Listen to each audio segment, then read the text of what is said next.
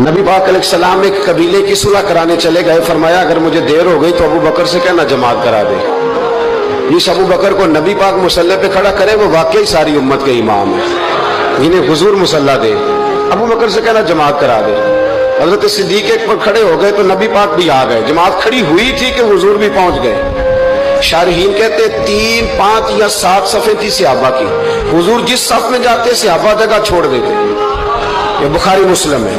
صفیں ٹوٹتی رہی پر نماز کسی کی بھی نہیں ٹوٹی، اور حضور پہلی صف کے پیچھے جا کے کھڑے ہوئے تو حضرت ابو بکر صدیق نے ایک قدم پیچھے اٹھایا، حضور نے اشارہ کیا چل پڑھا نماز پڑھا کہ میں تحمل ویکھاں، مینوں کعبہ بھول گیا آئی، بھول گئے نہیں سب سوم صلاتاں، ایک کو یار دا فکر پہ آئی۔